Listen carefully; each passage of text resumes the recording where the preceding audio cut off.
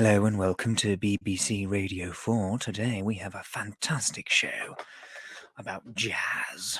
Okay. Hello everyone and welcome to the Albion Obsessed podcast. Do not adjust your screens. I know I'm wearing a Lewis shirt, but today is non-league day, so that's the reason for that. But trust me, we are here to talk about all things Brighton and Hove Albion. It is the middle of an international break, so there is no footballing content to come to you in regards to a game analysis, I suppose. But we will be chatting about the season so Thank far. fuck for that. Can I just say, thank God for that. Yeah, there's a lot of a lot of people on Twitter saying, "Yay, another weekend without Brighton to ruin our day." We will be talking a bit about how Brighton have ruined our days quite recently, but we're also going to be looking ahead to the end of the season. But before we dive into that content, let's see who we've got on the show tonight. We've got Joe. Joe, how are you? How is your football-free weekend treating you? Absolutely fine because it's another baby-free weekend. Very thankful to my mum for taking the baby again. So yeah, enjoyed a nice little lay-in today. But yeah, feeling good, and that's probably because Brighton haven't played. So yeah, quite thankful for that. Too true. Big up to Mama Joe, who is taking care of the little one for you. Good skills, Mama Joe. We also welcome back Chloe. Chloe, how are you? What have you done with yourself on this football-free Saturday? Yeah, not a lot. I just been chilling, did a face mask, bit of a pampery day. So yeah, it's been nice and chilled, and it's always nice when Brighton can't ruin your weekend. So yeah, it's been decent. I love it. It sounds very relaxing. Some really positive Brighton vibes here going on, guys. And we also welcome back Matt. Matt, how are you, mate? How have you been? Yeah, I'm very well, thank you. I've been good. All working hard with uni and other football related stuff. So yeah, I'm really good, thank you. Yourself? Yeah, mate, I'm doing all right. As I say, I've enjoyed a bit of non-league stuff today. Not live, unfortunately, but I've been keeping up with it over socials. Lewis, they won today, so that was good. And as so did my other local non-league team. Big up the Stourbridge Glass Boys. But we're not here to talk about the Stourbridge or the Lewis. We're here to talk about the Brighton. So today's episode, guys, in lieu of there being no Brighton game today, we're going to chat a little bit about the season so far. Now, there has been some really fantastic moments of the season. Personal highlight for me being one game off the top spot, which we then went on to not win. But the fact that we were in that conversation of, oh, if we win this game, we'll go top. That was pretty exciting. And we've also had the lows, which have been more recent, I suppose. So in today's episode, we're just going to unpick some of these things, get the views on the panel here, and just have a lovely little chat about what's been going down. So my first question to all of you, I'd like you to come to all of you in turn with this. I'll start with you, Joe. If you could pick one game this season that you just think that has been our best game, what game would you go for? If you're asking me to pick a best game for the squad, it will have to be Liverpool away. The character that we showed in that game, obviously, we're a little not lucky, but fortunate that obviously the offside or handball was given for Mane, whatever it was for VAR. They didn't go 3-0 up. I feel like we could have been, seeing a hefty scoreline if that one had counted. But the character of the squad to get back into the game, really good to see. But I'm gonna go with a game that I actually went to. You phrased it in your little text there. Best game of the season so far. Best game for me was Leicester at home.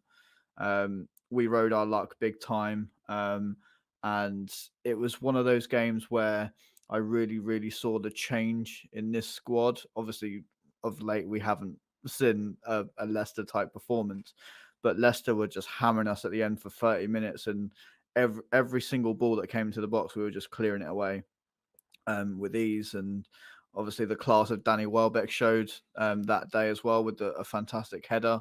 And yeah, that for me, it has got to be up there with one of the best games of the season. Yeah, some good picks there, mate. I think that Leicester game, especially as you say, that's a game that last year we would have definitely went on to lose. So to get 3 points out of that was a fantastic result. So some good picks there, Joe. Chloe, on to you now, mate. Has there been a game in particular this season that you've watched or gone to and gone, you know what, that was a bloody good performance? Performance wise, I think there's only been, I'd probably say Watford at home was one where we absolutely dominated, but then they were quite poor. Um, a lot of the games which I would say the best games this season, have, like, in terms of what's enjoyable, we haven't necessarily performed that well, but we've come away with something. Like Palace was amazing. I was there, and it was like the limbs in the away end just made that, and it was such a good goal. It was the whole performance of that game was poor, but the fact that we managed to actually scrape a point was brilliant. But yeah, in terms of performance, probably Watford at home, Brentford at home was quite good as well. Everton away, that was decent as well. So yeah, probably one of the few that we've managed to win. And Watford away, I thought was good actually as well. Even though that's quite recently, that seems to be sort of a bright spot within the current rough patch that we've sort of had. But yeah, I thought that was quite a good performance. We did what we needed to do, kept a clean sheet, scored a couple of goals, and you can't really ask any more than that. No, what I would give for a goal right now.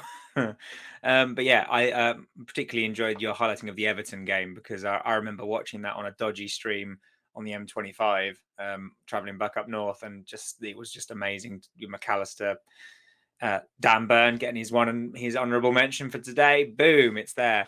Really good pick that, Chloe. Some good picks in there. How about you, Matt?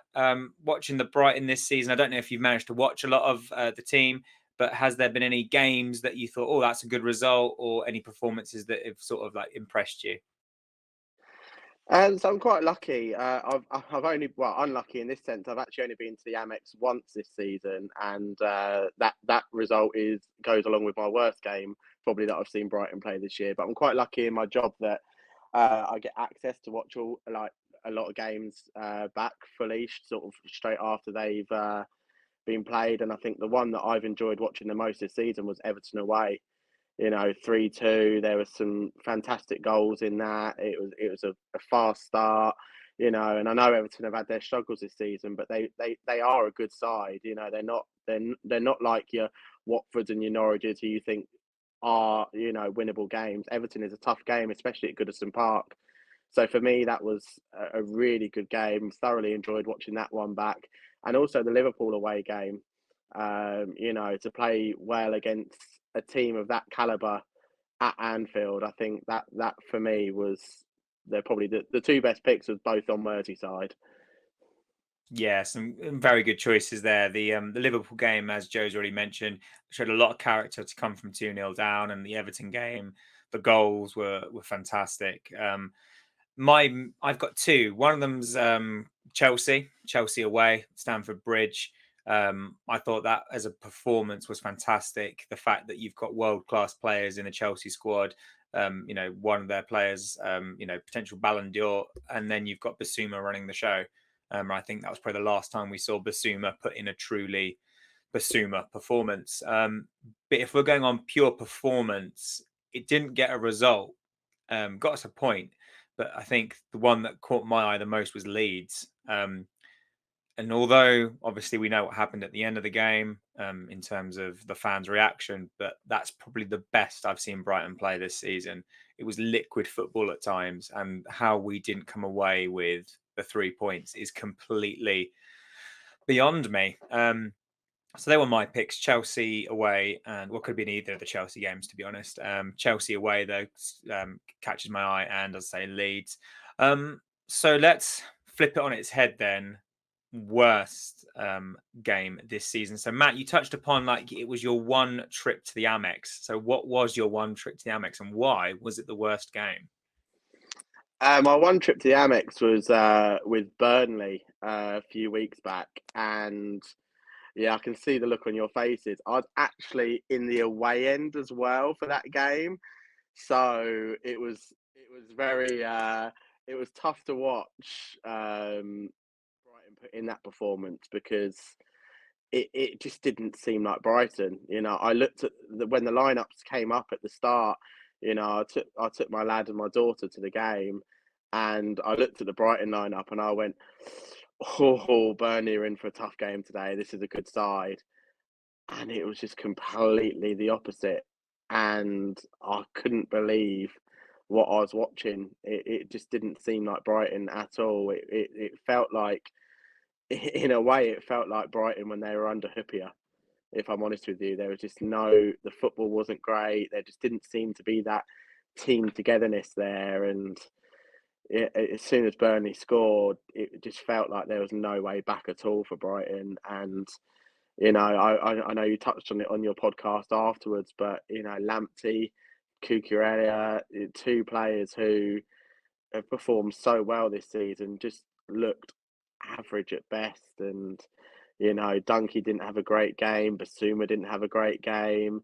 And the only one that looked like they were really trying in that game was Malpay.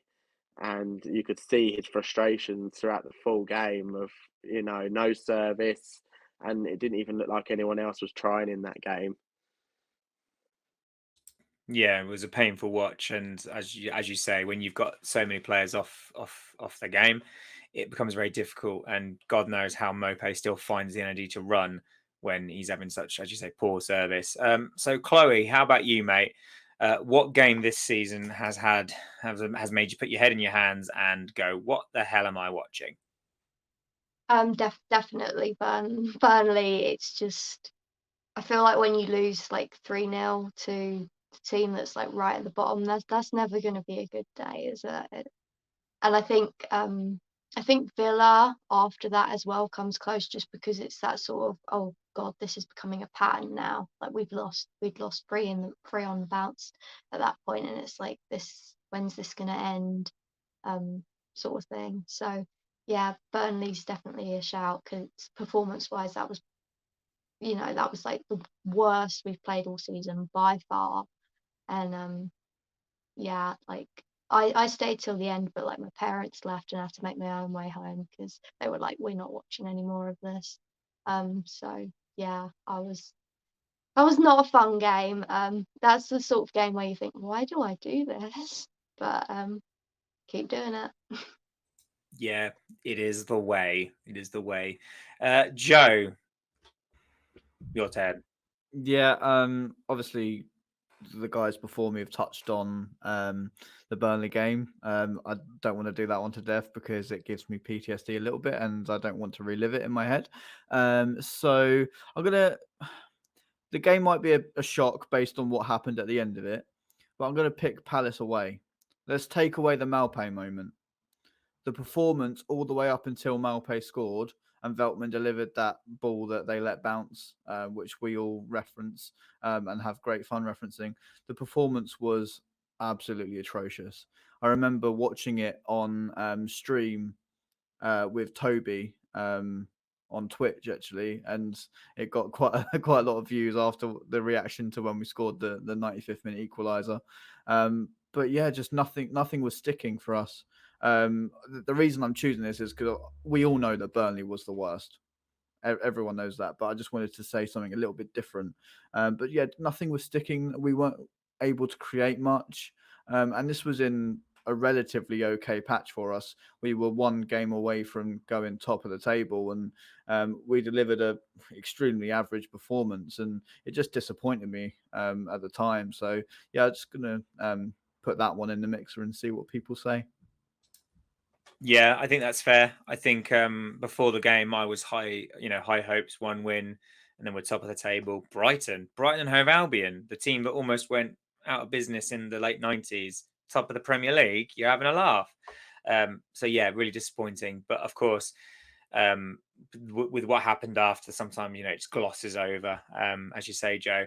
For me, as you say, we all know it was Burnley. Burnley tore us apart. They made us look worse than bang average. And credit to them for doing that. They were excellent that day. I'm also going to throw in there Norwich, because that was just embarrassing. The only plus side to that game was Norwich were just as bad as we were. We should have lost. So, and also I'm also going to put Spurs in there as well, simply because not having a shot on target for the entire game for me is just soul destroying. And it was just another loss on the bounce, which we'll come to in a bit. But I just want to throw that out there because that one stat really irked me. So yeah, Norwich, Spurs, Burnley, but yeah, definitely Burnley was the worst. A bit of a tougher question then. Maybe a bit of a tough question. Best goal of the season, because there have been some bloody good goals this season, and most of them have been scored by our mate Neil. But which one has been the best? Chloe, you are Neil's biggest advocate. So I'm going to assume you're going to say a Neil goal, but which one? It's got to be against West Ham, that overhead kick. And he was being fouled. It was like it was amazing. And I remember when it went in, I saw the bloke behind me had been slagging Mopé off all game, and as soon as it went in, I was like, I told you. But I don't think he heard me because the whole away end was mental. But yeah, I was like, yeah, I told you, he's a good player. He needs more respect. Put some respect on his name. And you know what? I think he's finally starting to get that from Brighton fans because he's scored some absolute bangers this season. Like you could say a lot of his goals for this question. Yeah, 100%. And it's not just his goals. We touch upon it on the podcast all the time. Matt's already touched upon it. His work rate, his work ethic. Sometimes, especially as of late, he's the only player that looks like he gives a toss. And for me, even if he's not scoring, that speaks volumes about a player. Joe, goal of the season so far. I have to repeat what Chloe said. Neil Maupay overhead kick against West Ham was absolutely phenomenal. Yeah, he's got so many contenders. Obviously, Brentford at home was decent as well. A thumping strike into the top corner, and whether he meant the Watford one, I guarantee he did. You know, he's a striker. He's always going to say he meant it. So yeah, he's got so many. And how many points he saved us this season as well. We've spoken about the Did night. the maths. I did the Did you? maths because you know Oh, go how on. you know how I bloody love a stat. So as I do on Twitter, I like to play devil's advocate, and I like to correct people if they're talking out their backside. And someone, as they often do on Brighton Twitter, was slagging off Neil Maupay, saying, "Oh, what does he do? What does he bring to the squad?" And I worked out through goals and assists this season, he has brought the team. I think it was at the time of that, which I think was around January. So it might have been before the Watford game. It was something like 17 points that are down to Neil Maupay. It was the assist after the assist for Welbeck. What game was that in? Was that Chelsea? Gosh. Leicester, wasn't it? Is it Leicester away? Yes, yeah, that was Yeah, a great it was cross. that assist. Because someone after that was saying, "Oh, but what does he even do?" And I did the maths, and it was something like 17 points he had contributed to the court over the course of the season. More, So I've done the maths. There you go. It was 17 points at that time, and then obviously you can retrospectively add more points on for that. So without Neil Maupay, we would be minus 17 points and heavily in the relegation battle. Well, we would probably be the ones tipped to be going down with minus 17 points take away from our tally at the moment. So yeah, it's got to be the one against West Ham. That, as Chloe's already pointed out, he was being harassed in the box and still manages to get the body shape to put the ball in the back of the net. And it was on Amazon Prime, I think, at the time. And yeah, it's just carnage in the away ends. Obviously, on the cameras, I unfortunately wasn't there, but what I would give to be there. Yeah, it was one of those moments that will go down in Brighton lore. We love a good last minute equaliser, don't we? And same question to you, Matt. Best goal of the season so far that you've seen? The one that sort of stuck in my mind straight away when I saw what you put when you sent me was Alexis McAllister against Everton, the one where he banged it in from outside the box. But I'm going to be a bit controversial and say actually the first goal in that game by Alexis McAllister was probably more of a team move. looking at it, the movement off the ball into the box, the layoff, which I believe was Mopay as well. I might be wrong, but that goal was just brilliant to watch. You know, it's all well and good watching a goal go in from 30 yards into the top corner, but when it's against Jordan Pickford, who's got the arms of a T-Rex, it's not exactly a hard thing to do. So when you see a good team move like that, that was a really pleasing goal to watch. Yeah, thing of beauty. I was from I was going to point out where the Alexis McAllister goals there, because as you say, there's something very nice about that fluid football that Brighton can play, and when it happens, it looks absolutely incredible. I'm also going to throw in their Trossard against Brentford. That was a hell of a goal against Brentford at home. That was a beauty, and of course we can't forget to mention, why did you let it bounce? Because we can't get away from that, because it might not have been as spectacular as the overhead kick, which will probably win the goal of the season because it was phenomenal. But to get, as you say, Joe, after not performing well, to get a last minute equaliser against them lot up the road, and then that wonderful video, why did you let it bounce? It was just perfect, absolutely perfect. So that's probably mine. Yeah, just because it's Palace. And we don't like Palace. So we've talked about some good stuff so far, guys. Goal of the season. So let's move on to the player of the season. Who has been consistent? Who has been getting us points? Who has been catching your eye? Joseph, over to you, buddy. 2 words. Neil Maupay. We've touched on it. We've said it. He, as you said, Tom, he is the only one at the moment in this awful run of form that gives a crap. You see him run his ass off every single game. It's not his fault he's not getting the service. So many people slate him because he's not scoring, but how can he score when the ball's being passed around the defenders for 50 minutes and then we equalise and then equalise again and then make an error? He's just, he does his work rate for the team every single time. You've seen him in interviews. He's such a top bloke. I can't wait to hopefully meet him sometime if I can catch him outside the ground at the end of the season and just thank him for his work rate, because in these times, especially if this run carries on, which I pray it doesn't, a player that plays 100% for the badge every single time, you just have to give them player of the season, and I don't think he will get it. I think it'll be someone like Kukurea or the ones that the fans rave about all the time. But Neil doesn't get the credit he deserves. But he has to be up there with the player of the season so far. Obviously, there's 9 games to go and anything can happen, but we'll see. Yeah, spot on, Joe. And just going to chip in there with mine, because for me, it's between Neil Maupay and Kukurea. I think Kukurea has just been very, very consistent. I don't necessarily think he's done anything like, oh, wow.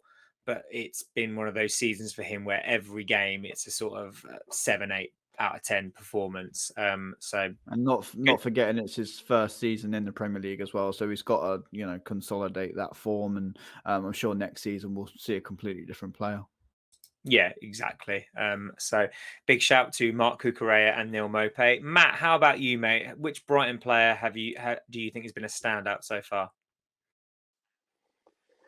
I've written down 2 players. One, because I feel like at this moment in time he is missed, and that's Adam Webster. When he has played, he's performed well, and defensively, him and Dunkey have been a bit of a rock at the back. I've also gone for a different one to what some people might expect, but Jakub Moder. He doesn't get the sort of the assists or the goals or the headlines, but the work rate he puts into that midfield, the strength, the presence he has. I think once he starts to add goals to his game, he's going to be another sort of 30-40 million pound player. I think he's got time on his side. He's still quite young. He's an international playing with good players like Lewandowski. He's playing obviously in a good Brighton side as well. I just think that for me this season, I've watched a lot of games back and watched a lot of things sort of specifically, and he's involved in a lot of them. and it's not necessarily the things that you would notice sitting in the stands, but the work rate he puts in that midfield is tremendous. Yeah, I think that's a good shout. To be fair, I think up until recently, and he might even still be the player in the Brighton squad who's been given the most minutes this season. He has been again a very consistent player for us, and a good shout with Adam Webster as well, because we sorely miss him at the moment. That brings us on to Chloe. Chloe, do I need to ask? No, I mean, I think it's Mopay, to be honest. But yeah, I'm biased because he's my favourite player. I adore him, but I just think this season you can't really fault him for anything he's done. He's gotten some really important goals. He always gives 100% for the badge. He's just you can't fault him this season. And I don't think he's really had a bad game. I know Leeds he missed a chance or two, but every striker does. But it's like every week he looks like he could do something. A lot of those games where we drew 1-1, it was a moment of brilliance from Mopay at the end that got us those points. And yeah, he never gives up. I just hope he signs a new contract soon, to be honest, because I know he's only got like 15 months left or something. So yeah, I want to keep him definitely for as long as possible because I think he's really underrated and I think he is a really, really good striker. It's also worth mentioning after the season he had last season and the things that people were saying about him and what he experienced off the field. There's no secret he was subject to a lot of abuse because of the chances he missed or the performances he was putting in. To come back stronger and prove to people and play for a club who have fans who have said things to you that aren't necessarily good things to hear, to come back and deliver these sorts of work rate is credit to him and credit to his professionalism. And as Chloe says, I hope he signs a new contract as soon as possible. Yeah, definitely. He's had a brilliant season so far, and we'll come on to talk about the summer a bit later. But no, I definitely want to see him extend his stay with us because I think he's still quite a young lad.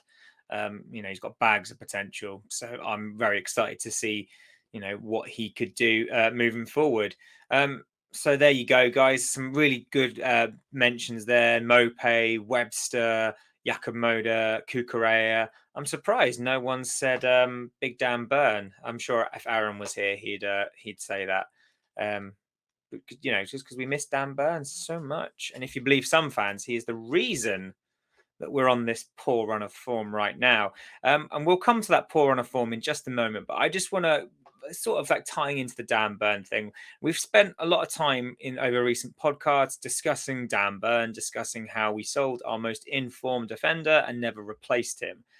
So I just wanted to come to the January transfer window now because I've had my say a lot in this. I wrote an article that's now on the Albion Obsessed website, which you can check out once you get a spare 10 minutes because it's a bit of a long one. But for me, the January transfer window was probably a really key moment for us in this season to solidify our charge on the top 10. But we didn't really do that. So I know it's hard in retrospect, but if you could have brought in one player, just one, any position you like, one player to improve the squad we have now, who would it have been? And I'm going to come to you first, Matt, if that's okay. So one player that you would have brought in to the Brighton side to turn things around or to get us going up the table. I think a lot has been said about Dan Burn leaving and not replacing him, and I think it's evident that that's been an issue. However, I think Roberts could have come in. If you played Roberts in a back three with alongside Webster and Dunkey, he's sort of got that safety blanket there, having them two, and then having Lamptey on one side and Cucurella on the other. You think he would have had that time to adjust and get ready, because you look at obviously when Ben White was in the side as well. You probably would have said at the time that he was our third best defender when he was in the side. So Roberts couldn't have come in and done anything horrifically. But going back to your original question of January signing, I would have gone for a player who not many people would probably have heard about. He's a player that I've been monitoring for a little while, but if you play Football Manager, you're probably likely to have heard his name. But Benjamin Šeško from Red Bull Salzburg. He's a young 18-year-old forward, very big. He's got a lot of sort of strength work to work on, but he looks to be a really hot prospect for the future. But I believe a player that could walk into most Premier League sides at the moment. Interesting and exciting. Maybe drop a little email to the club there, Matt. Joe. I've been dropping hints. I've dropped a few hints to the club already. Don't worry. Good man. Thank you. Joe, one player, any position, who would it have been? First of all, Tom, I just want to ask, have you signed some sort of sponsorship deal with Dan Burn or something to make sure you mention his name a certain couple of times? Or No, I do it for Aaron. I do it for Aaron. Fair play. I rate the commitment. A player to sign in January. Obviously, we've spoken about how we didn't replace Dan Burn, to mention his name again. Can we get like a Dan Burn counter, like down in the corner? I think we should. Cool. I really think we should. But obviously we didn't replace him. And that's what people have been saying, which we needed to do to carry on playing our system. And a player that I feel that could have come in and played our system quite well, because they also play a back three, would be Joe Rodon from Spurs. I'm not sure what his availability was like, but he's proven that he can play at a high level, especially in the Championship. Whether he can convert that to the Premier League is another thing. But just to have another centre back on our books would have been good, whether that been a loan. I would have welcomed that, because obviously we've got a lot of centre backs coming back from loan next season. I say a lot, there's a couple coming back from loan. Obviously Ostergaard and Van Heck, who have been, well, Ostergaard's gone obviously to Genoa and has performed really well there so far. And Van Heck's been one of Blackburn's player of the season. So, just a lone defender, whether that be Joe Rodon, or I know Mason Holgate was spoken about as well, but I'm not sure how credible that was. But yeah, just somebody that could have filled that Dan Burn role, just in this transition period when we're waiting for those loan players to come back. Yeah, I think to be fair, it's a good shout, because I think as we've touched upon previously and in today's episode as well, that seems to be where things aren't working at the back, because that's not strong enough. We haven't got the players that can bring the ball out, which is affecting our attack, and so on. Chloe, over to you. Any player, I'm not going to say like, well, it has to be realistic, because we all know that we'd really love to see Messi or Haaland, in the squad. But which player do you think that they could have really improved our team? Realistically, I'm not too sure. I mean, I will say it's a bit disheartening in January when you see we're signing players, except we're not. They're going out on loan. It's like, I don't really want to know. I don't really care. And it's like when we signed that Undav, it's like, yay, we've got a striker for next season, and it's like, okay. Yeah, I'm not really too sure. Obviously, selling Dan Burn do need a replacement, really. But then I don't see why Hayden Roberts couldn't have come in, couldn't have been given a chance at the very least. Like, what's the worst that can happen? It's difficult to say really who would have stopped the sort of decline that we're on at the moment. I'm not really sure at all. That's fine. I mean, yeah, the ones that Joe mentioned probably as replacements for Burn, maybe, yeah, Rodon. But otherwise, I don't really know. I'm not a football manager. It's hard, isn't it? Because obviously, you don't know what's going to happen. We didn't know that Webster was going to get injured and miss time out. So obviously, I'm sure that the club, if they had known that, if they had the the gift of foresight, they would have replaced Burn and brought in another defender to cover that area. But as you say, Matt, as you say, Chloe, why isn't young Hayden Roberts getting a go? He's a natural left footer, and things can't get any worse. We've shipped what 11 goals in 6 games or something like that, which is a pretty awful return considering before Christmas we had one of the best goals against stats outside of the top 6.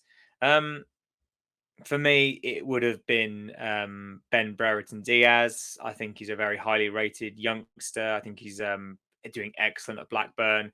Whether we would have been able to, bring him to the club is another matter entirely. But no, he's a very exciting player, and I think he would have complemented Mope very well, and given us depth in a position that we have no depth in. But it's now time to come to our recent run of form. Now, me and you, Joe, we've done this to death, haven't we? I mean, I've even written a bloody article that's on the website. As I say, it's about 10 minutes long of just me ranting about how frustrating things are. I'm not gonna say too much more because I've said my piece. But Matt, I'd be interested to know your take on Brighton's recent run of form. 6 defeats in a row, the first time that's happened since 2006. What have you made of the games where we've just failed to turn up? I mean, it's bad, isn't it? If I'm honest. I think the start of the season put expectations a little bit high for everyone. And I think a lot of people were expecting to finish in the Europa League spots. A little bit of realism has now come into the side, and I think there are a lot of fans who don't like it. The lack of goal scoring, I think, is a problem. Um, which is why I sort of put down Benjamin Sesko as a potential player who, working alongside a striker like Mope, who works hard, could get some goals, and also Mope having someone up there with him, he might get some goals as well. Um, I mean, it all started really badly from really the Burnley game, um, because I think as good as Villa are now under Gerrard, I think that was still a winnable game at home, and to lose 2-0 was a little bit disappointing. I don't think a lot of people expected to get anything against Liverpool, but it obviously it needs to change. Really, it needs to change quickly. I think the international break has come at the right time. Sort of it allows players who are on international duty to go with them if they're doing well on international duty.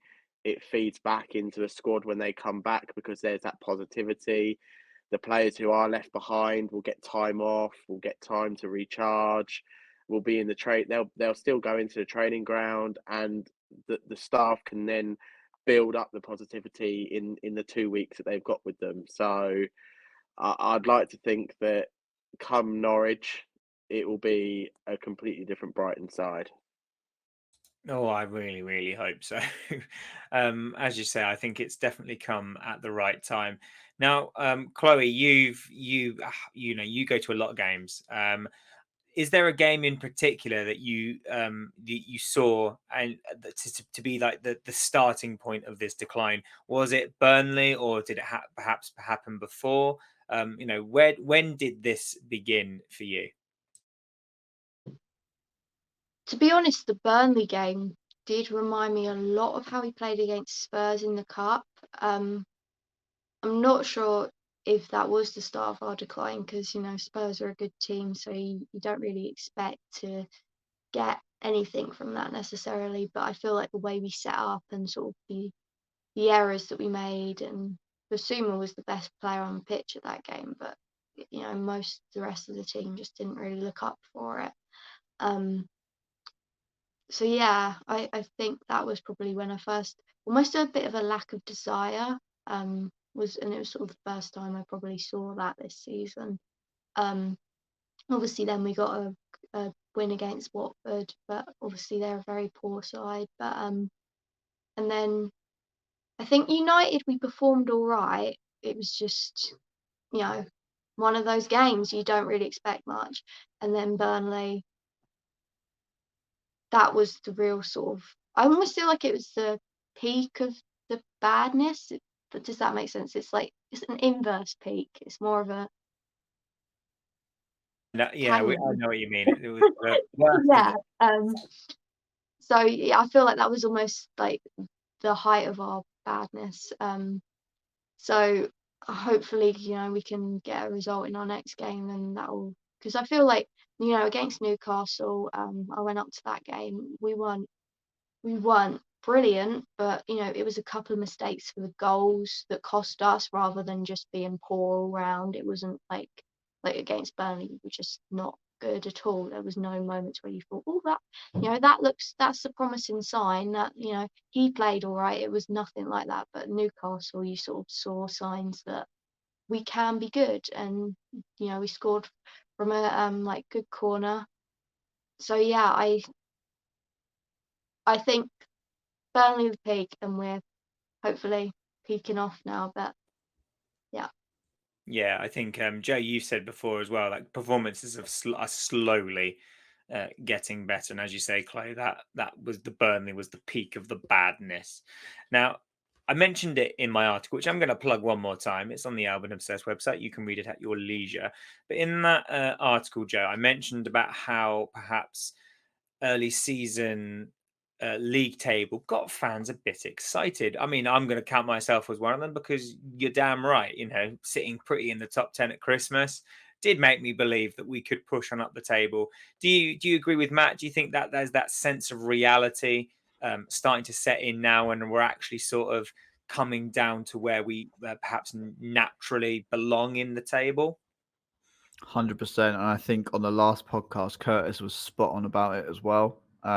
He said about, because obviously you asked him the question of have the board falsely sold us the dream of top 10. And Curtis mentioned that a lot of fans, again, I agree with you, Tom, including myself, because who isn't going to get excited, have sold themselves that dream. And as Matt's rightly said, a little bit of reality is coming back into the atmosphere around Brighton, and it has to be done because we're not yet a top 10 side. We're improving. We are. I know we've had a really torrid run of form, but what team isn't?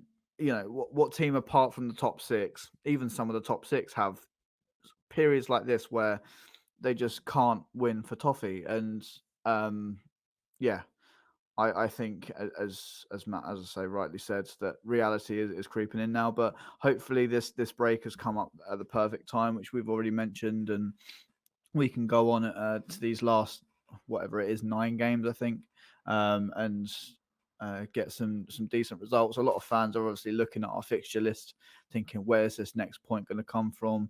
Oh, we're doomed. We are going to be dragged back into that relegation battle.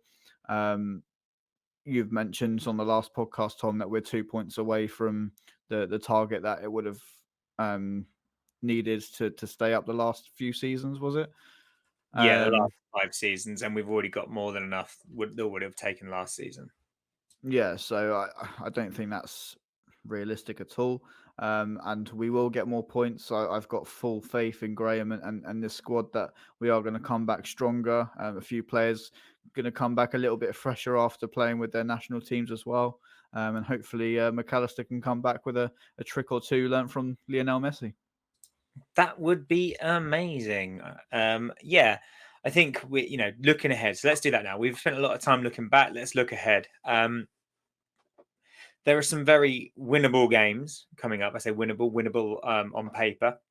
Our next game is winnable on paper, but football isn't played on paper, it's played on grass.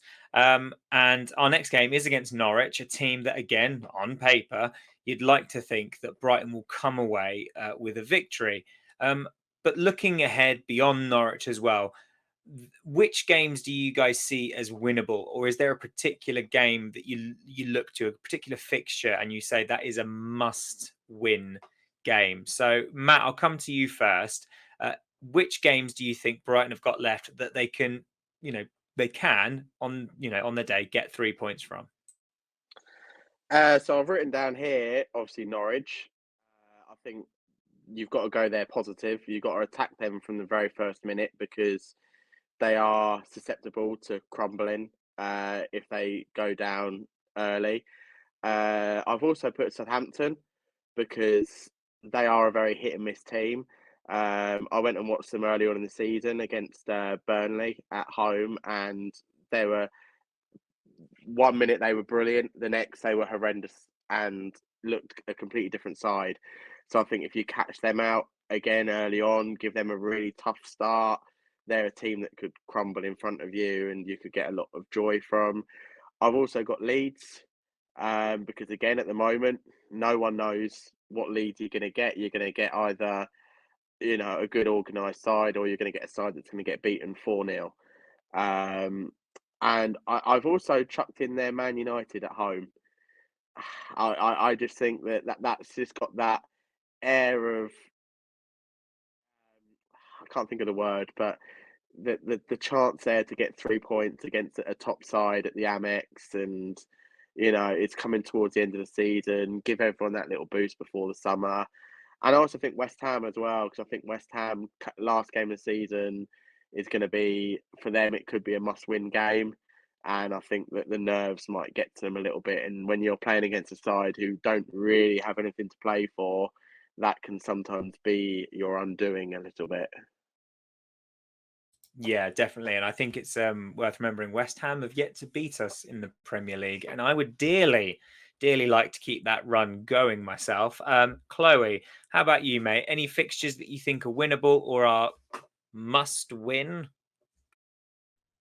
Honestly, looking at the fixtures we've got, other than probably City away, there's no reason why they're not all winnable technically. I'm not saying we're going to win all of them, but on our day, we could beat all those teams. Just, depends which Brighton turn up. City is probably the one where you think, even if we play brilliantly, like I think last year at the Etihad, we played quite well and we still lost 1-0 because you only have to switch off for 5 seconds and they've got the ball in the back of the net.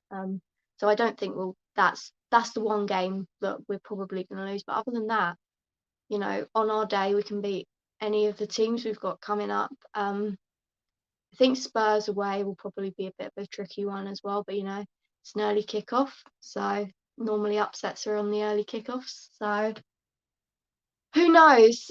Fingers crossed. But yeah, I wouldn't call any of our games must win at the moment. Obviously, it depends on sort of where we are later on in the season. But I think our next game against Norwich is important we don't lose. And I want to win it, and really a win would be spectacular for like morale, and we could turn it around from there. But honestly, not losing that game I think is so important. So I would call that a must not lose game rather than a must win game. Yeah, couldn't agree more. I think the best way to get back on track, as you say, Chloe, is to not lose. If we can go to Carrow Road and we can keep a clean sheet. Wait, is it a Carrow Road? No, it's not the Amex. I'm going to the game. I just said it was at Carrow Road. Bloody hell. No, I think if we can keep a clean sheet and not lose, I'd be quite happy with that. So yeah, how about you, Joe? What are you thinking with the fixtures coming up? As Chloe says, they're all winnable because we have won against these teams before. So, but what are your thoughts? Yeah, exactly that. I was going to say, Chloe mentioned that we can beat these teams, and you rightly say there, Tom. We have every single one of these teams that we're going to play. We've beaten them, whether that be Man City, Arsenal. These aren't teams that we should really be scared of. Obviously, City, an unbelievable side. Arsenal on their day are fantastic. Spurs, um, we've seen even if they're performing at second gear, they can get goals and beat teams. So we have to be on the level that we know that we can play at. The must wins, or as Chloe says, must not loses for me are Norwich, obviously, Southampton at home, West Ham at home is a difficult one because, as you say, Matt, they could be playing for Europe, and be really important to get into that top 4 even. Obviously we've got Leeds as well, and as you guys have already pointed out, what Leeds is going to turn up. They can get either absolutely hammered or hammer you, because the mentality at Leeds is ruthless football. And if we're switched off like we were against Burnley or Villa, they will score a bagful. I've got no doubt about that. So yeah, it's going to be an interesting run in, because as Chloe said, if we go against Norwich and lose, then it's very, very plausible that the run that we saw before the break could carry on easily, and then we could easily lose our next 3-4 games. So yeah, it's very important. So it's a cliche in football, and all the football managers say it. The next game is the most important one. Agreed. Yeah, agreed. There are some tricky games in there. There are definitely points to be had. Now, we've talked a bit. Well, Joe, you touched upon, like, fans, of course, because fans are one of two ways. It's either we're on the European bus tour, or we're going to get relegated. We're going to get relegated. How many points do we reckon then is going to be the number this year? What is the magic number to keep teams up? Because for what it's worth, I think we've already hit it. I would have put 33 as the magic number this season, because looking at the teams below us in the form that Everton are in, Leeds, you just don't know who's going to turn up. I think that those teams are going to be dragged into that relegation fight proper. I think Norwich and Watford, obviously Brentford as well, who knows. So what do you guys think is going to be the magic points total that keeps a team alive this year? And have we already hit that total? I'll come to you first, Joe. What do you think? Yeah, we've already hit it. I'm looking at the table now. Watford are on 22 points with 29 games played. Burnley, they've got a couple of games in hand, but they're on 21 points. We're on 33. So we're 11 away from Watford. So we have to pretty much lose every single one of our games. And Watford then will probably have to win a good 70% of their remaining games. That maths probably doesn't work out with 9. I don't know how many 9s go into 70, but I think we've already hit it. But it would just be nice to bump that total up a little bit more, maybe with just being realistic, maybe 3 more wins, and get to 42 points. I think my maths is right there. 3, 36, 39. Yeah, 42. So yeah, as I say, we're definitely safe now. And come back at me if we get relegated after saying that. But yeah, I think we're gonna be okay. Yeah. How about you, Matt? What are your thoughts on safety this year? What's the magic number going to be? I think I agree with you. 33, I think it's going to be the magic number. I don't think. I think the only reason Brighton are getting mentioned at the moment in any sort of relegation talk is because of our poor form. If we hadn't just lost all these games on the bounce, I don't think we'd even be mentioned now.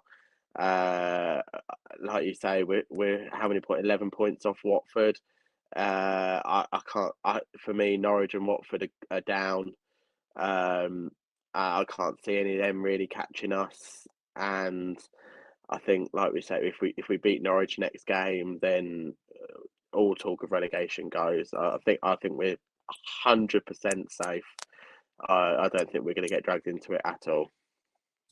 No, I've made my views clear on this. I think you're right, Matt. I think it's just hyperbole. A lot of fans getting a bit concerned. Fair enough after recent performances, but I don't think it's a real possibility. And finally, to you, Chloe, do you think we're already safe? Yeah, I mean, anything can happen. We could theoretically lose all the rest of our games and get dragged into it. But I can't see that happening, because apart from anything, even if we did lose all our remainder games, God forbid, um, they've still got to win, the teams below us. And I think there's quite a few teams down there that are quite poor. And I think it's going to be quite a low number this season for safety, because there's quite a few poor teams down there. So yeah, we're safe. Yeah, low 30s, definitely the magic number this season, me feels. And I just to think point again, out quickly, Tom, sorry, yeah, some of their run-ins, like Watford's run-in is atrocious. I think they've still got to play City, United, Chelsea, Arsenal. I think they've got to play all the people that are sort of fighting for European football. So yeah, that's going to work in our favour if it has to work in our favour. As I say, I don't think we should be looking over our shoulders, but for the extremely pessimistic fans, that's my piece on that. yeah, yeah, it is that. So let's talk about the three teams that are going down then. For what it's worth, on my money, I'm going to go with Norwich, Watford, and I'm going to go for a bit of a curveball. I'm going to go with Everton. I'm going to put it out there into the universe. I don't see Everton turn this around, which is insane to think about. Everton not being in the Premier League.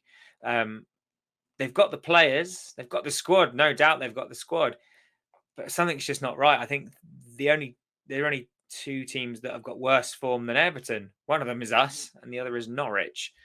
So there are my three: Norwich, Watford, and Everton. Joe, who's going down? I think Everton will pull it out the bag. You saw it in their last game how much it meant to them to win at last gasp. I can't remember who it was against, but I remember the scenes at Goodison Park were amazing to see from outsiders' perspective. I think it'll be the three that are currently in the bottom. So I think it'll be Watford, Burnley, and Norwich, and I think it'll be actually. I was going to say it's going to be in that order, but I think it will be Burnley in 18th, Watford 19th, and Norwich rock bottom, propping the rest of us up. I can't see them changing it around. Obviously, Everton, you mentioned, are on really horrific form. They've still got 20. They played 27 games. So have Burnley. So if Everton were on 29, like the rest of them down there, I would agree with you, Tom, and say Everton. But I don't think Burnley will quite do enough. It's going to be close, but I don't think they'll have enough.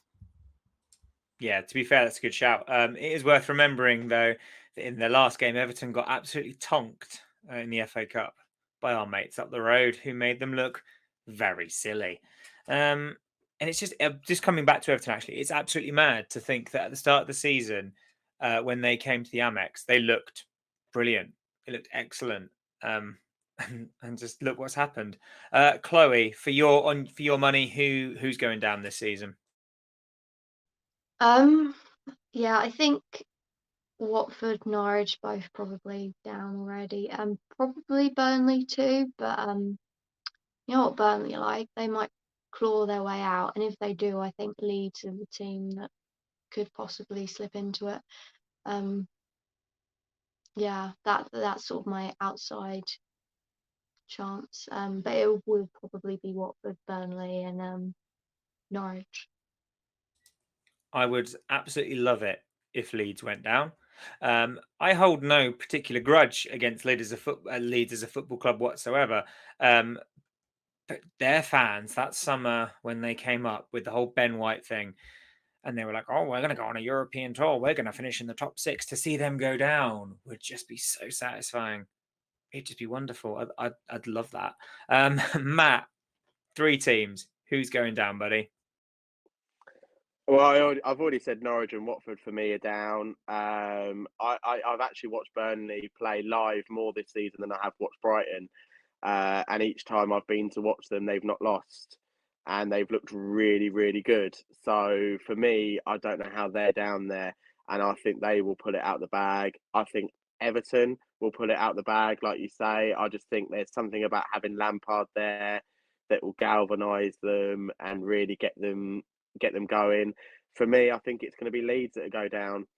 I think it could possibly be a last day of the season job because I think how ironic it is that they've spent so many years trying to get back up to the Premier League. Their first season in the Premier League is without any fans whatsoever. All their fans giving it the absolute big un, how they're a Premier League club, top 10, yada, yada. So for them to have all their fans back this season and to get relegated would just be absolutely beautiful to watch, personally. But yeah, Norwich, Watford, and Leeds for me going down. You can see the grin on my face because yeah, it's just the arrogance that comes with that fan base is just next level. So to see them go down would just be brilliant. So we've talked about the other teams. So where are we going to finish? It's not unreasonable to say that we could still mathematically finish in the top 10. We could still technically mathematically finish in the bottom 3, but the chances of that happening are very slim. So where do you think we're going to finish this year, Joe? What is going to be our final league position? Are we going to better last season's result, or is it going to be a very similar sort of 15th-ish sort of place? Was that where we came last season? 15th, was it? Yeah. So I think we'll go one better. I think we'll finish 14th. Newcastle obviously are unbelievable with Eddie Howe. They've won a lot of games. I know they lost their recent one. I think that was the Everton game, wasn't it, where Everton scored in the last minute. But yeah, they're a force to be reckoned with. To be honest, now, and it does pain me to say that with our 6'7" mate there. I avoided saying his name. Did you like that? But yeah, we've got one game on hand on Brentford. So if we win that, it take us up to 36 points, and they're on 30, so that'll take us 6 points away from them. If they don't obviously win their games.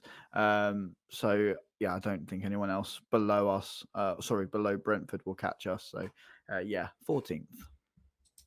Very nice. How about you, Matt? Where do you think Brighton are going to finish this season? Like you say, I think top 10 isn't that unrealistic, but I also think that a respectable, I think 11th for me. I think we've had a good season. We've hit a poor patch, but I think we've had a good season. So I think an 11th finish with Palace finishing 12th would be absolutely fantastic for me. I would love that content. That would be fantastic. If that does happen, Matt, you'll have to become a regular or something, because we'd need that sort of luck with us every episode. How about you, Chloe? Where do you think Brighton are going to finish this season? Well, I think our highest ever top flight finish is 13th in like the 80s.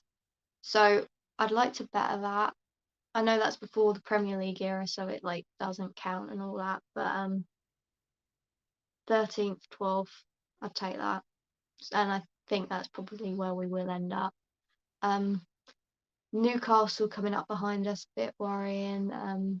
But I think if we get a couple of wins, we can sort of solidify our sort of place in the sort of mid-table area.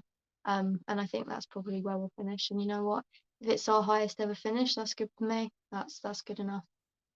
Yeah, I think now the reality is set in, and I think finishing just outside the top 10 would obviously still be seen as progress, because it is progress. I would be disappointed with finishing outside the top 10. Again, I bring that back to my own expectations because of the start of the season. But in the reality, I think that we'll finish somewhere around 12th. As we've said before, we've said it in this podcast, it just depends on what Brighton and Hove Albion team turn up, because there's no reason why we can't go out there and get a really decent points haul. There are 27 points still to play for. And as we've said, we've beaten every single one of those teams. The only fixture I look at and think of, yeah, we're not going to win that, is genuinely Man City. But who knows? Maybe they get a red card in the first half. Maybe we do what we did before. Who knows? So just to wrap up the episode then, we've talked about Brighton this season. We've talked about the highs. We've talked about the lows. So now we're going to come on to the summer. Now, for me, the summer is absolutely key to how the club progresses over the next couple of years, because I think this season we've started to see that this club can be a regular mainstay in the top 10. But for me, it's all about sustaining that. And we haven't done it this season because I don't think we recruited correctly in January. That's just my opinion. So what do you guys think needs to happen in the summer? Players in, players out? I'm not necessarily talking about like individual players that you'd like to see come in, just like positions that need strengthening, players that perhaps just need to be let go for the good of the club and for themselves. I'll start with you, Chloe. What do you think is some of the are the main priorities for Graham Potter this summer? I think Basuma's going to be off in the summer, possibly Trossard as well. And if that's the case, we need to reinvest whatever money we have on them back in the squad. I think even if hopefully we'll have Undav then. I still think we do need another striker. I also wouldn't be 100% sure about giving Welbeck another contract. That might be a bit controversial. Him and Lallana, I'm not sure they quite make the cut. I would like a bit of a haul over, to be honest. Not like hugely, but just bring in a lot of the players that we've got out on loan. Buy a couple of decent replacements for players that we do let go. I don't know if we need any more midfielders. I think we're quite set in that area. But yeah, I think a striker or some sort of winger forward attacking player alongside obviously bringing Undav back from USG and yeah, I think maybe a right wing back as well as backup for Lamptey, because if he's not playing then we revert to a back four. Veltman goes on as the right wing back, and obviously Veltman's a great player, but it's not as effective as having an actual right wing back. So yeah, I think that's the main positions I'd like to see us strengthen. Yeah, I think I very much agree, especially with the right wing back comment as well. It's a position that I've been crying out for the last few seasons to reinforce because we just don't have any depth in that area. Joe, just coming on to Chloe's Trossard comment, because Trossard said in the media, I think it was a Belgian newspaper outlet, that he said that he'd be open to offers in the summer. What are your views on that? Is it just a harmless question and answer, or is it for you? If you don't want to be here, get out. Yeah, I tweeted much the same when it was reported. If you're not 100% in, and obviously a lot of people will come at me and say professional footballers these days that they're never going to be 100% in, and they're always going to be open to offers and better contracts, better projects, if you like. But for me as a fan, putting on my club shirt, if you're not 100% playing for my club, and your attentions are diverted elsewhere, then go. If you don't want to be here, if you are actively looking for a new project and you are open to receiving those offers, off you go then. I would love him to stay. He hasn't been great of late. That is no secret, but he is a fantastic player. Don't get me wrong. Obviously, Chloe's mentioned about Basuma. Absolutely, 100%. He's gone. I've said it on the podcast many times. His mentality is already at his next club. He probably knows who that next club's going to be, and just wants to get there as soon as possible, and doesn't want to get injured so he can hit the ground running in preseason. Obviously, this is just guessing. I'm not privy to their personal lives or their thoughts. But I think, just touching on what should happen over the summer, I think fans should be really excited because we've got a lot of loan players coming back who have been top performers at their loan clubs.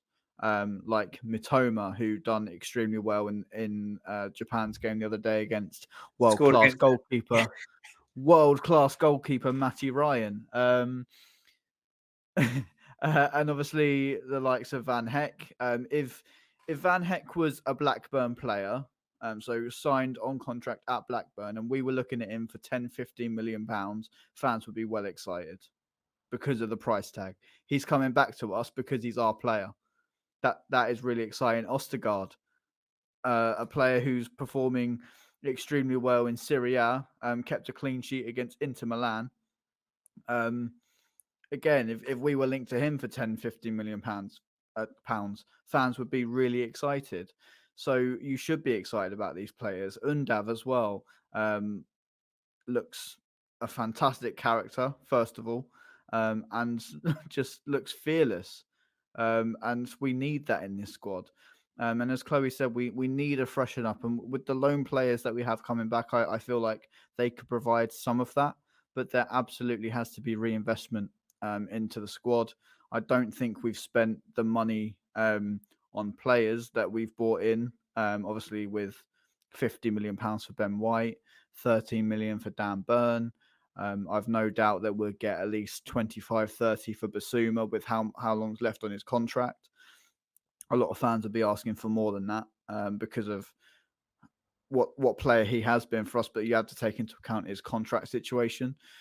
So that's near on, what's my maths? 50 plus 30 plus 13. That's near on £100 million.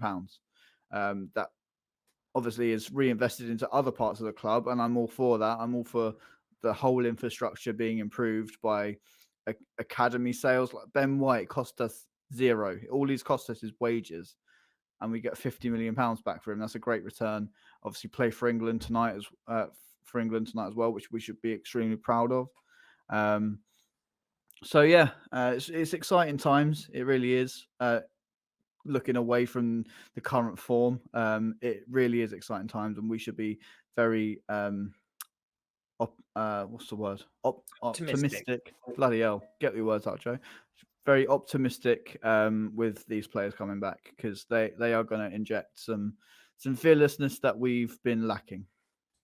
Yeah, I'm really glad you touched upon those loan players, actually, because I think it is, as you're right, Joe, I think it is very exciting that we've got a lot of these players coming back. Just touching on Nundav there, his goal scoring record has been excellent wherever he's been, whatever level he's played at. Whether he can make that step up to the Premier League remains to be seen. And just to touch upon Matty Ryan, I think it's really sad because I really liked Matty Ryan. I remember him running the length of the pitch to join in goal celebrations, and that always, I always found that really heartwarming. So yeah, I had a lot of time for Matty Ryan.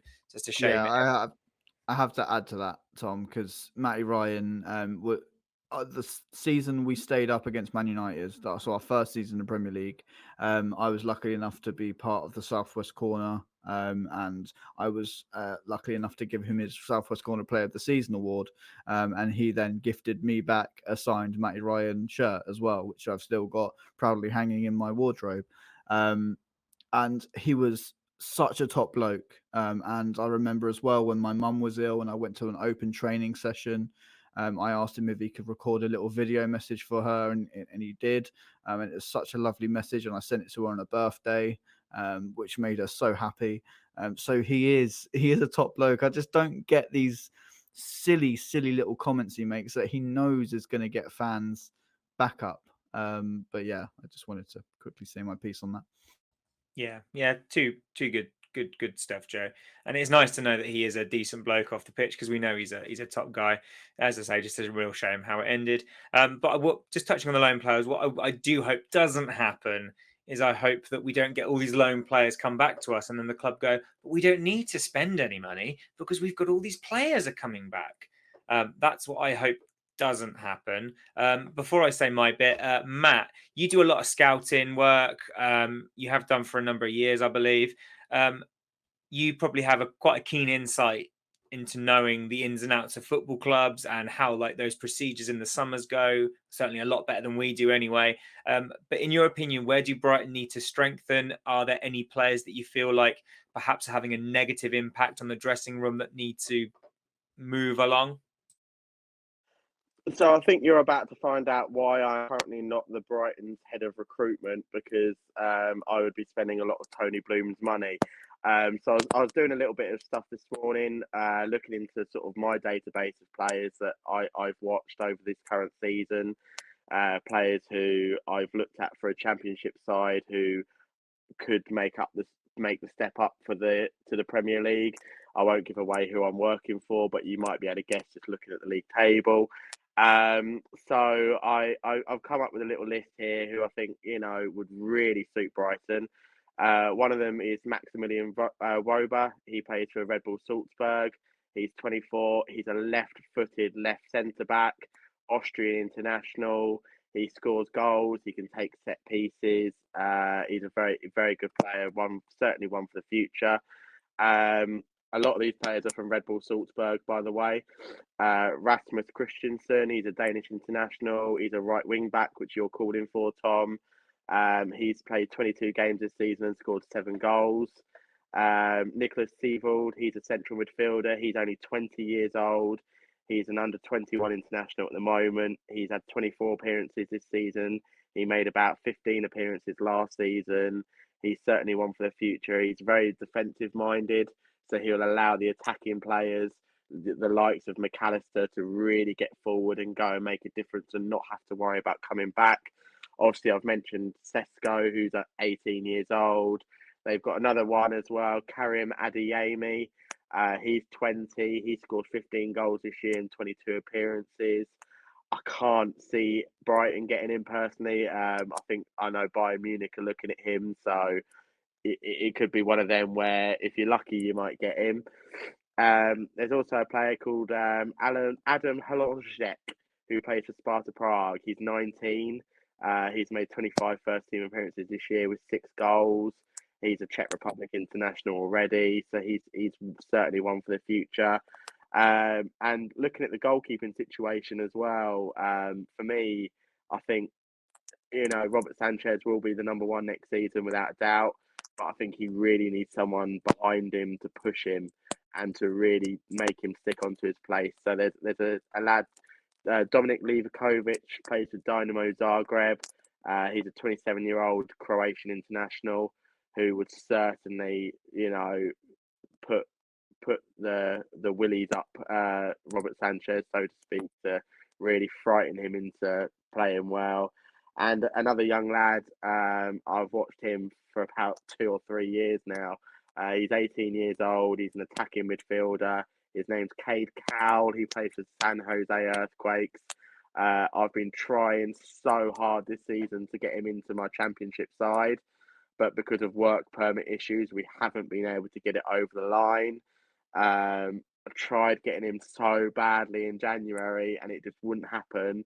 And then about a week later, I found out that Barcelona had lodged their interest with him. So he's certainly one for the future. I've also looked at players to move on. I've gone Jason Steele, Shane Duffy, Trossard, Pascal Grosch, Lallana, Welbeck, Connolly, and probably what will be the most controversial one here is Tarek Lamptey.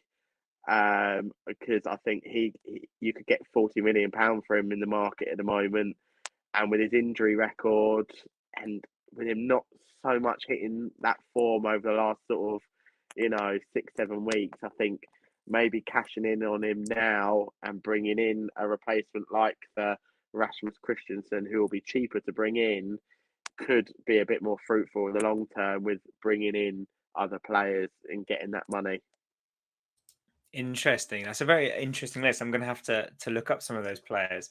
But it's interesting you say about your outgoings there. I think I agree with you on most counts. I think we can all agree that like the likes of Shane Duffy, been an excellent servant to this club. Pascal Gross, perhaps to a lesser extent, Jason Steele. They've all been really, really good servants to this club. I think it's time for them to move on and to seek pastures new. In regards to Tarek Lamptey, I wouldn't say. I don't get me wrong. On his day, Tarek Lamptey is one of the most exciting prospects at this club. But I can see the logic in sort of weighing up if you did get a monstrous bid. Would you accept it? I don't think Tarek's hit the heights this season that he hit last season. Perhaps that's because of that, the monitoring of his injury, giving him those minutes. But for me, I still would like. I'd like to see him give him another season. But as you say, if you do get that monstrous bid, it's Tony Bloom's prerogative to think. Can I bring in someone who's better for less? I'd say, Tom, we haven't really seen Lamptey playing at wing back since he came back from his injury. We've played around with the system so much this season that last season when you played at wing back, as we rightly said, absolutely electric. That first game we played against Burnley during lockdown football in that first time we got that pinstripe kit, he was phenomenal. We were like, who is this kid? And And then last season, as we say, before the injury, was electric. I remember him tearing Newcastle apart. But yeah, we haven't seen him in that role that he can provide that. He's always been either too far forward and brought on the 80th minute, so he can't really get into the game, or he's been playing at right back where he can't use his pace and get forwards because he's got either Shane Duffy or Lewis Dunk behind him, who for all that they're good for, they're not blessed with pace. So he's always got that in his mind, so he's not committing. So yeah, I'd like to see him definitely next season, unless we receive something ludicrous like a £60 million bid, but I don't think that will happen. Playing in that role, and just adding to what we need to do in summer, we have to get back to playing the system that Graham Potter knows so well. And with the centre backs that we have coming back, we can do that. I don't think we have to invest in another centre back. I think we can use what we have coming back from loan. Yeah, I think you make a fair comment, Joe, because I think with Tariq Lamptey this season, we haven't seen him utilised in the wing back role perhaps as much. I did read an interesting statistic earlier that said I think he is one of only, I think there's 4 fullbacks that this season have been dribbled past less than 10 times, if that makes sense. So he's been dribbled past less than 10 times, which puts him in the top 4 of all fullbacks in the league. So he's undoubtedly very good as a defensive, fullback. He's also obviously at his best when he's running at defenses, and he needs to be in that wing back role, because if he's too far forward, he doesn't get to do that whole coming from deep part, which makes him so interesting and dangerous. But if he's just playing as an out right back next to perhaps 2 slower central defenders, he doesn't have the freedom, or doesn't feel like he's got the freedom to bomb on. So yeah, but I think no matter what happens in the summer, I think Graham needs to have a long, hard look at the formation that he wants to set out with, because if it's a back 4, obviously that will change things. And if it is a back 4, are we going to go 4-2-3-1, or are we going to go 4-4-2 with a diamond in the middle? Potter needs to figure out what formation he wants to play and then recruit around that. As I say, no matter what happens, I just hope that we don't rely on returning loan players to provide the spark for next season. But I'm sure it will be an exciting season, and it's going to be an exciting end to the season as well. Next week, we take on Norwich. So, guys, just before we finish up tonight, I'm just going to ask you for your score predictions against next week's opponents at home at the Amex, not Carrow Road, Tom. You should know that because you're going. Joe, what's the score going to be, mate? I think I went with, on the last podcast, I think I went with a 2-0 win, and I'm going to stick with that. And I'm going to stick with my Solly March goal, because I think he's been absolutely fantastic of late. And Neil Maupay, why not? I'm glad you remembered we did score prediction on the last episode, Joe, because that completely slipped my mind. But as soon as you said Solly March, I went, oh, yeah. Chloe, what's the score going to be? Yeah, 2-0. Why not? Maupay brace. I like it. Yeah. And finally, Matt, what do you think Brighton are going to get out of the game against Norwich? I think the players need to come out and give the fans a performance, and I think they will. And I think that's probably going to be drummed into them over the next few days, with the week's training. So I'm going to go 4-1 Brighton. Oh, I love that. With a couple of goals from midfield, and I want to see Cucurella get a goal. That would be bloody lovely. I said I'm excited to see what sorry, Tom. I'm really excited to see what Cucurella's celebration would be, because his facial expressions he pulls at the linos and everything is just brilliant. I still maintain that Cucurella is just Glenn Murray with long hair. But to once again plug my article, but no, I've forgotten what I was going to say. So I won't plug the article. Performance. Oh, yeah, that's what I was going to say. We haven't put anyone to the sword yet, and I really hope that changes. And this Norwich game is a perfect opportunity to do it. I think I went 2-0 beforehand, but I'm going to change my my score prediction, because I can't remember what I said and who scored. I'm going to go with Matt. Your prediction has given me confidence. I'm going to go for 5-1 a repeat of that championship scoreline we saw on a glorious summer's day last time. And I'm going to go with a Neil Maupay hat-trick, a Solly March wonder goal, similar to the one he scored in pre-season, and then finally Jakob Moder finds the back of the net. So, and then we'll score an own goal. Just Tom, you this know, international break, what have you been taking, mate? 5 goals. it's the sleep deprivation. Yeah, no, yeah, fair enough. Yeah, having a child will do that to you. So yeah, I'm going to go with 5 goals. I mean, we haven't scored in 6 games in like 450 minutes of football, and here's me going, yeah, we're going to score 5. I will take a 1-0 win, thank you. But anyway, we've come to the end of an episode, 90 minutes long, almost the length of a football match. So if you are still around, thank you very much for joining Joe, Chloe, Matt, and myself. We hope you have a great day, evening, afternoon, wherever you may be watching us. And we will see you on the next episode, where we'll be coming to you with our post-Norwich thoughts. Take it easy, guys, and we'll see you again soon. Don't forget to like, share, and subscribe for more content if you haven't already. Take care.